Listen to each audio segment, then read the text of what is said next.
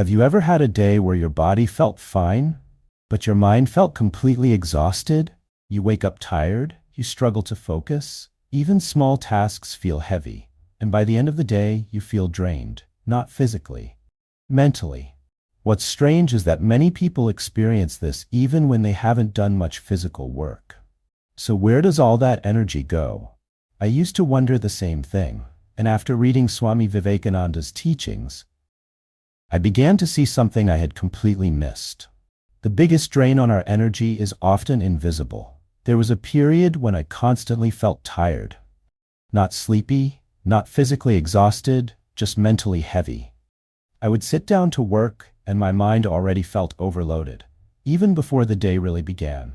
At first I thought I needed more rest, more sleep, more motivation, but none of those fully solved the problem. Then I started paying attention to what was happening inside my mind throughout the day. And honestly, what I found surprised me.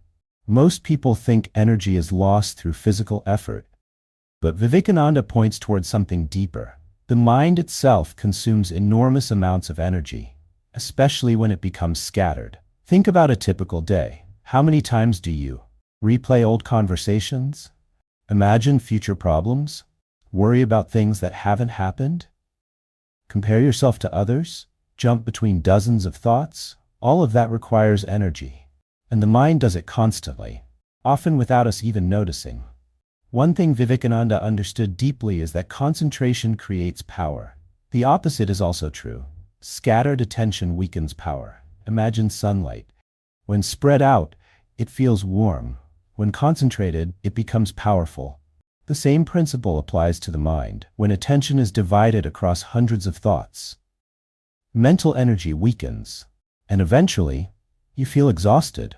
Not because you're doing too much, because your attention is going everywhere. Today this problem has become even bigger. Our minds rarely get a chance to rest. The moment boredom appears, we reach for stimulation. Phone, video, news, notifications, content. The mind keeps processing information from morning until night, and slowly, mental fatigue becomes normal. That's the dangerous part. Most people don't even realize how exhausted they have become, because constant mental activity feels normal. This realization changed how I think about energy. I used to ask, how can I get more energy? Now I ask, where is my energy leaking? That question is much more useful, because many times, the solution isn't adding something, it's stopping the unnecessary drain. And honestly, I found that a huge amount of my energy was being consumed by thoughts that served no purpose. 3 big energy drains. 1. Constant mental commentary. The mind narrates everything, analyzes everything, judges everything, and eventually, that becomes exhausting.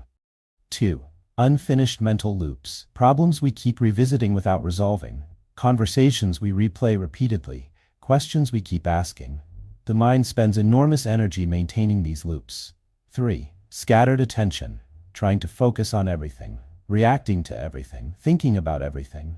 Eventually, the mind loses depth and strength. One simple practice made a huge difference. I started noticing where attention was going, not controlling it perfectly, just noticing. Every time I caught myself trapped in useless mental loops, I gently redirected attention, again, and again, and again. It sounds simple, but over time, it reduced a lot of unnecessary mental noise. If I had to summarize Vivekananda's solution in one word, concentration. Because concentration gathers energy, scattered attention leaks energy. And that's why Vivekananda placed so much importance on training the mind, not for productivity alone, for strength, for clarity, for peace. I think many people today are not lacking energy, they are leaking energy, every day, through worry, distraction, overthinking, mental noise, and because the leak is invisible, they don't know where the exhaustion is coming from. I didn't see it for a long time either.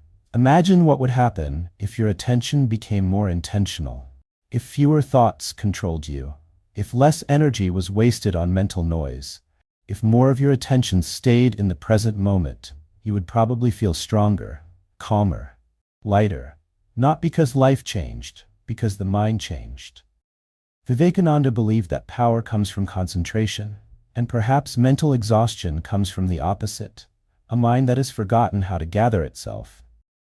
If this resonated with you, comment below. I will protect my energy, because where attention leaks, energy follows.